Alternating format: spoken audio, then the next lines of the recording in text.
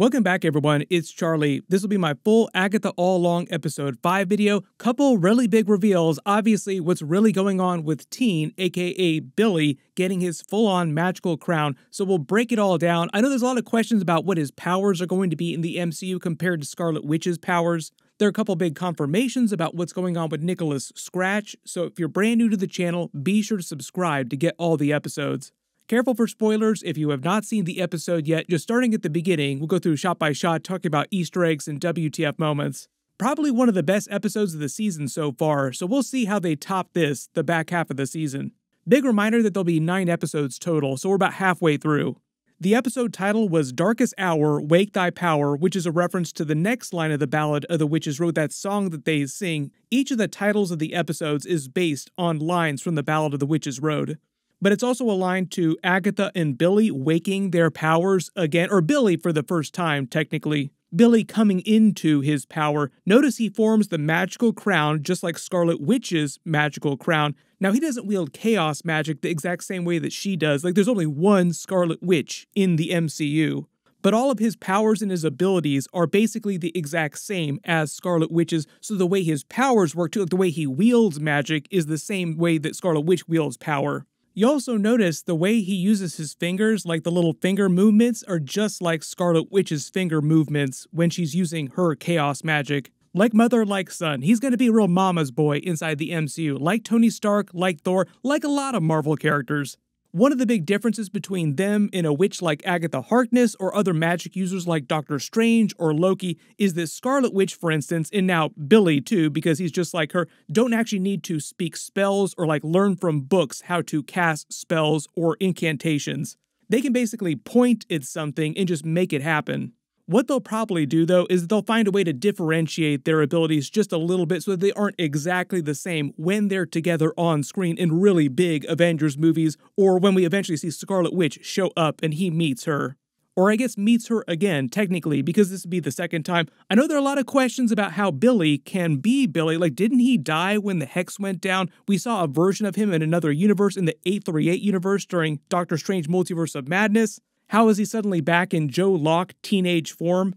What they're doing on the show is trying to adapt a version of his comic book origin. So the idea in the MCU is that Scarlet Witch created Billy and Tommy out of nothing inside the Hex just because that's the way her chaos magic ability works. When she brought the Hex down, their bodies were destroyed, but their spirits lived on. There's a lot of theories about her laying the protection spell, the sigil, on him to protect him when he wasn't powerful enough to protect himself. And now that he's come into his power, the sigil might fall off because he is powerful enough to protect himself.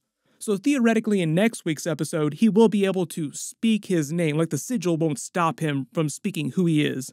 But here's the thing, in the comics, after Billy and Tommy were essentially destroyed, the way they came back in the later Young Avengers comics is that their souls were reincarnated into completely different bodies with other families. So like Billy was reincarnated into the body of Billy Kaplan, born to another family, so he grew up thinking that he was Billy Kaplan until he learned the truth that he was Scarlet Witch's son, and he had a twin brother named Tommy who had also been reincarnated into the body of another family's kid.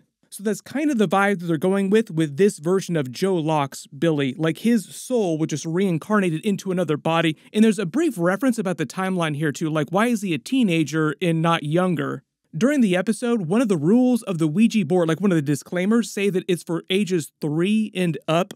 The reference there, it's also meant to be a bit of a joke, is that Billy is really only about 3 years old chronologically, even though biologically he looks like he's a teenager. You remember, WandaVision was about 3 years ago because that's how long Agatha was stuck in Scarlet Witch's spell, and that's around the time she created Billy out of nothing. There'll probably be a couple explainers in the next couple of episodes to explain how this all works, but also the idea of reincarnated souls into other bodies. I think that's why they were using Nicholas Scratch's spirit talking to Agatha during this, and the whole concept of the Ouija board and speaking to the spirits of the dead. The idea that Billy was a reincarnated soul in another person's body. The real question is why he was reincarnated. Was it because of something that Scarlet Witch did before she died? And it's also a reminder that Scarlet Witch's soul can also come back as well too, if Billy's can also be reincarnated.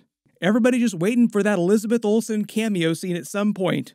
The other reference with the title is Darkest Hour is a reference to that downer ending Empire Strikes Back style, making it seem like things have really hit the fan. Like, oh no, what's going on now? Has Billy gone evil, going after all the Coven? That's also a bit of a wink at Scarlet Witch during Doctor Strange Multiverse of Madness, where she became the antagonist briefly. She kind of lost it a little bit. Also lost it a little bit during WandaVision, where she was holding people trapped inside the Hex. During the scene at the end where Billy chucks them all into the Swamp of Sorrows to make a never-ending story reference, I think it's sort of sucked under in the mud. That faraway look in his eyes makes it seem like he's not totally in control of what's happening here, like he's just doing it automatically based on emotion. Kind of the same way that Scarlet Witch did when she created the Hex. When they asked her how she did it, like Agatha asked her, how did you do this? Like she was just full of all this emotion and it just came out of her in the form of the Hex. So that's kind of what's happening with Billy here, throwing them all in the mud. He will probably, early theory, he will save them from dying before they all get sucked under completely. Like, oops, I kind of lost myself there for a second. Sorry about that. You can see him reacting to this too. Like, wait a minute, why do I have a crown on my head right now? What's going on here? You're so much like your mother. My early theory is that he still thinks that he's Billy Kaplan and he doesn't fully know that Scarlet Witch is his mother, because notice at the end of the episode, Agatha says, you're just like your mother, but she does not speak the name Scarlet Witch. She just says, your mother. So you see that look of confusion on Billy's face, like, what? Who are you talking about? But they actually started the episode with a recap of Agatha's backstory that we saw during WandaVision, how she killed her mother, her original coven back in Salem in the late 1600s, to remind you of both her history with her and her mother's coven, and her connection to the Salem 7 from the comics. They're basically changing them in the MCU and saying that they're the descendants of those original witches from the coven that Agatha killed, looking for revenge. But the Salem 7 are a group from the comics connected to Nicholas Scratch, but in the comics, Nicholas Scratch also survives to adulthood and becomes a leader in the Salem 7. So it's like a completely different vibe in the comics. Also in the comics, they have animal-like abilities. They look kind of like animals at times, but in the MCU, they're just saying their powers are turning into animals.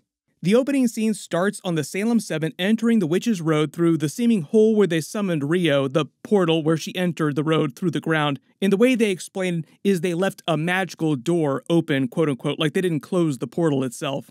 They find objects that Agatha's coven left behind and use it to track them down. Lilia is woken by a vision that she has of them finding them in the future, because remember, she reads time. She alerts everyone and they take off.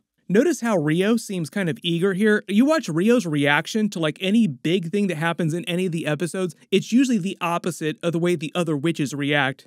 There were a lot of theories during episode 1 when she found Agatha that she was also connected to the Salem 7, like maybe Rio had something to do with the Salem 7 tracking Agatha down in Westview.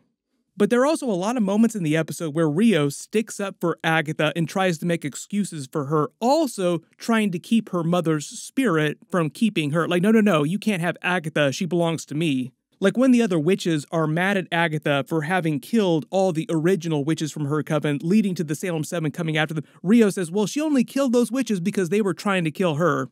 Jennifer also calls Rio a creepy lurker, and she has no retort for that. I think because death lurks everywhere, like metaphorically and kind of literally, because Rio, as we all theorize, is a version of death as a cosmic entity. She'd be omnipresent, like death is everywhere, all around you, all the time. The idea, though, is that the Rio that we're seeing here interact with them is just like a small piece of her consciousness taking physical form briefly. Her true form is vast and cosmic, like she's incredibly powerful. Like most of the other cosmic entities that you've seen, they kind of tease that during Thor Love and Thunder a little bit. Agatha's joke about the moral of the story being always finish what you started is meant to be both a reference to how she should have finished off the witch's children back in the day, like Thanos style, you should have gone for the head. But it's also foreshadowing for them having to finish walking the witch's road, completing all the trials, finish what they started. When Billy suggests they all use the Hexen Besom to escape the Salem 7, that's just another name for a witch's broom, and they have the special ceremony where they all pair up to actually create them. There are a couple of jokes about how they say they don't ride brooms because it's been co-opted by pop culture, like in this very cringe thing to do now, riding on a broom, but secretly they all love it and really miss it once they're actually riding through the sky. And the other joke here is them playing into the trope, like some of the tropes about witches are true, like they do ride on brooms through the night sky past the blood moon. So it's them actually doing witchy things. They even released a funny promo before this episode where they were joking about actually doing real witchy stuff this week. Next time on Agatha All Along, we do some classic witch. Rio seems like she's having the time of her life, just like walking the road for her is a big carnival ride. Remember, as a cosmic entity, she doesn't have the same consequences of the other witches on the road. Like, it's not possible for her to die on the road the same way it is for the other witches. When Lilia tells Billy to pray to the Divine Mother, I think that's meant to be another version of the MCU Mother Goddess, aka the Mother Maiden Crone, the triple goddess that Agatha worships and then references later in the episode, the thing that's in her brooch.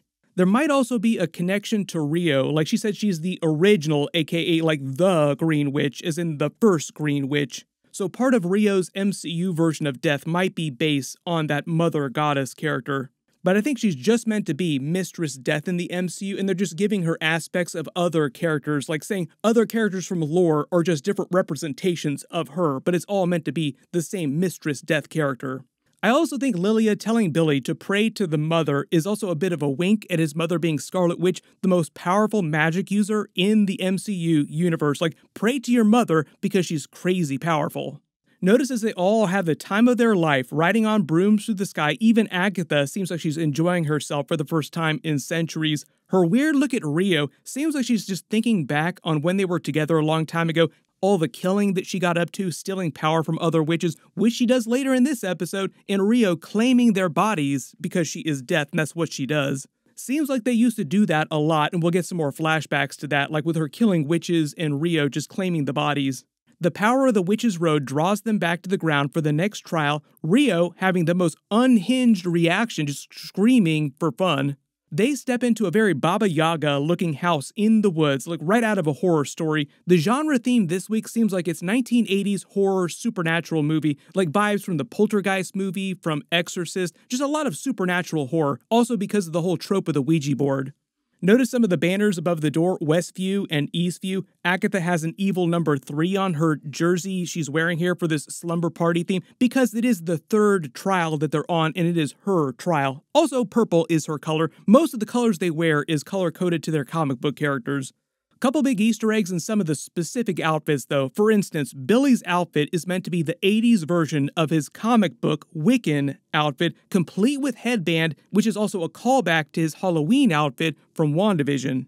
On top of that, the blue headband is both a reference to the comics headband that he wears all the time, but also to the crown that he has over his head in the MCU once he comes into his power, like the same with Scarlet Witch wearing the crown that she creates out of magic.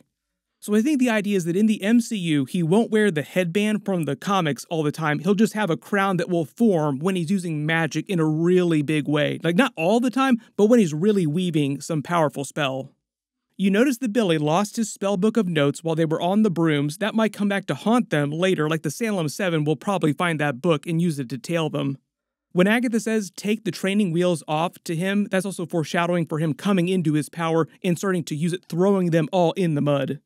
They say that it's the blood moon when the veil between the living and the dead is at its thinnest, meant to be the souls of the dead, like the MCU version of the afterlife. We actually saw that during Moon Knight, like they literally traveled to the Duat, the Egyptian afterlife. The way they explain the afterlife in the MCU is that your consciousness after you die just travels to another dimension based on your belief system or a contract that you formed with a higher cosmic being, like a god. So that's why Mark Spector's spirit went to the Duat, because even though he didn't believe in the Egyptian pantheon, he'd formed the contract with Khonshu, one of the Egyptian gods. For instance, Iron Man, Tony Stark of the 616 universe, even though we're talking about Robert Downey Jr. coming back as Dr. Doom, that's like a separate universe version. The 616 original Tony Stark from the MCU, when he died, would have gone to another reality, another dimension based on his belief system. This is also a way to explain how they can speak to Nicholas Scratch, who's still in kid form because that's how old he was when he died, and how we'll also probably find out about Scarlet Witch and what happened to her after the events of Doctor Strange Multiverse of Madness later in the series. Her spirit is still out there, just in another dimension. When they talk about the veil being thinner between the living and the dead, you could also look at that as a reference to the relationship between Agatha and Rio, because Rio is literally death. But in reality, the big part of the trial that this references is Agatha's confrontation with her mother's spirit. Notice this time, because the trial is set in the 1980s, they all have watches from that era denoting the countdown timer. I think at one point my dad had a watch like that. I don't know if I was ever old enough to have a watch that looked that nice. Those are actually pretty expensive back in the day. Notice the depiction of death is on the cover of the Ouija game box. The Point Reyes poster in the background seems like a parody of a horror movie because everything in the trial is based on horror genre. One of the rules of the game is that you're not allowed to ask about death. I'm sure Rio was chuckling under her breath a little bit. Like, you point to her a couple times in the episode, and each time she seems like she's just having the time of her life, just having fun. Like, you're not allowed to ask about death because death is literally sitting right here.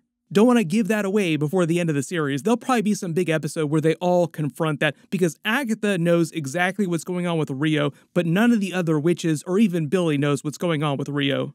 Seems like the first real big mysteries that they were revealing were what's going on with Nicholas Scratch and what's going on with Billy, aka Wiccan, from the comics. Next, we'll probably get more to the idea of what's happening with Scarlet Witch and what's really going on with Rio. They set up the rest of the rules of the actual game, like don't take your hand off the board or you'll be possessed by a spirit, setting up Agatha being possessed by her mother's spirit. It's the closest I've felt to you in centuries. The additional disclaimer, like I said, for ages 3 and up is meant to be a joke about Billy because in chronological age, he's only about 3 years old. When they start the game, Agatha calls for the mother maiden the mother goddess she worships, the triple goddess of her brooch. The TV with the static in the background seems like a Poltergeist movie reference. There's a quick joke about Mrs. Hart trying to contact them, but it's also meant to be an Agatha joke because remember, Agatha keeps getting her name wrong because her real name was not Mrs. Hart, it was Mrs. Davis. So it's them figuring out that it's Agatha all along because they know that that's not her real name. Like, wait a minute, this is just you messing with us. They try the game again, and this time it's Death that contacts them. Rio also chuckles a little bit because she's sitting right there while it's happening. And part of the trial is that they punish Agatha. So the idea is, I think that the trial is completed, but maybe not in the way that originally they were supposed to complete the trial. Part of the idea, I think, is that she was meant to make peace with her mother, never loving her, but that's not exactly what happens. They believe the punishment that's ordered by the trial itself is that they have to physically hurt Agatha, like they need to tie her down, slice her up, blast her with their power, which she does eventually wind up using to power herself back up again. Then she's actually possessed by her mother's spirit because they broke the rules of the game and they go full Exorcist movie. She even looks a little bit like Linda Blair did during that movie. Notice when her mother's spirit actually does show up, Rio says she hates ghosts and she's not allowed to keep Agatha. Like, no, she belongs to me because Rio is in love with Agatha. But it was weird to see Rio's reaction to the actual spirit itself. Like, maybe it has something to do with the cosmic rules governing what death is allowed to do. Maybe she doesn't have power over spirits the same way. They make a reference to Agatha trying to deal with her traumatic past with her mother, her upbringing. I think the idea is that her mother never loved her. Like, she tells her, I should have killed you after you were born. You were born evil. But instead of Agatha making peace with that, like she was probably supposed to be punished by having to make peace with that, Alice blasts her mother's spirit away, and Agatha turns evil and begins sucking her power out. So R.I.P. Alice, who turns into another husk, but we do get a big Nicholas Scratch reveal. Billy sees that it's Nicholas Scratch, the spirit of her dead son, contacting them, who begs Agatha to stop. And everybody hears the little boy's voice, and he sounds about 8 or 9 years old, so that was about how old he was when he died. We'll probably learn more about what really happened to him, like the circumstances behind how he died, but I think they're trying to imply that he was collateral damage of the Salem 7's fight to try and kill Agatha all these many centuries. All those teasers for the Darkhold in earlier episodes just made it seem like the quest for the Darkhold, like Agatha's quest for power, led to Nikki becoming a collateral damage. Not that she traded Nikki for the Darkhold or anything like that, just that he became collateral damage for that quest. My early theory is that we might actually see the spirit of Nicholas Scratch at some point, like we'll actually see what he looked like on screen, maybe in a flashback, or maybe as an actual ghost. My early theory is that that's part of Agatha's character arc during the series, like this is meant to be the redemption of Agatha in some way. She will like slowly come to terms with his death eventually. Notice then that Billy, following the rules of the game, like he's always a stickler for reading the manual and following the rules, this is actually going to help them later on by putting the game on the goodbye symbol, opening the door for them to get out. And now the idea is that Billy hates Agatha and kind of hates the rest of the coven too, because the rest of the coven feels like Alice is just collateral damage, like, just the rules of the road, you know, we're all here for more power. People die, that's the way it goes. And Agatha, even though she seemed kind of remorseful at first, seems a little non-repentant after Billy tries to denounce her. Like, how dare you? Agatha sees that her power has started to come back in like fits and spurts, but not completely. Like, she's not crazy powerful, but it's started to come back. Like, she's on her way to getting it all back. She will probably be tempted to kill the other members of the Coven and take their power as well, too. When Lilia says death comes for us all, it's ironic because Rio is right here behind them. She came for all of them, technically to help them, but also part of the bargain that she made with Agatha. Like, what do you get out of this? Well, you get your power back if you steal the power and kill those other witches, and I get their bodies. So technically, she actually wants all these other witches dead too. There's also a moment when Agatha is almost left behind with her mother's spirit, and she says, I can be good, just like she said in the flashbacks when her mother's coven was about to kill her. Then Agatha reveals that she knows Billy is Scarlet Witch's son, saying you're just like your mother, referencing the events of WandaVision. The way that Agatha is playing this is meant to be like the twist at the end of episode 7, where she reveals and traps Scarlet Witch like, I've been watching you this whole time, you're not the only magical girl in town. Then they play that banger of the Agatha All Along theme song. Except the twist this time is that Billy's power manifests and he controls all of it, mind controls them the same way that Scarlet Witch did with the sword agents outside the Hex, almost making them kill themselves. Billy chucks all of them in the bog because he's had enough of them, but like I said, if you look at that faraway look in his eyes, it seems like he's not totally mentally all there right now. The other important thing you might have noticed when he's doing this too, like when he's using his power against them, or you notice is missing, is Rio, aka Death, Cosmic Entity. I'm guessing that he's not powerful enough to mind control Death the same way. They just wouldn't make sense. So early theory, when he comes to his senses and rescues them, Rio also walks up chuckling too, like she's just bemused by everything that's going on because she already knows everything about him. She knew that this was Billy, not Agatha's son, Nicholas Scratch. The way they end the cliffhanger, revealing his magical crown above his head, they actually played the Billie Eilish song, You Should See Me in a Crown. My early theory is that they begin next week's episode with him sort of coming to, like, realizing what he's in the middle of doing, like, oh my god, I'm killing them, and then saves them, and they all kind of make nice with each other, like they make peace briefly. And then he starts questioning Agatha, what did you mean by that? I'm just like my mother, and they start digging into the whole idea that he really is Billy Kaplan, aka Wiccan from the comics, Scarlet Witch's son. The next big question after that is about Scarlet Witch eventually coming back, and where is Tommy? Like, what's happening if he came back? Where did Tommy come back to? My early assumption about that is that they'll save that for like another TV series, because supposedly they're working on another WandaVision spin-off besides the Vision TV series, so there's like 2 more WandaVision-based series happening. You also notice his crown, you can see it giving off the blue light of his magic from the comics. He also had blue magic during the WandaVision series too.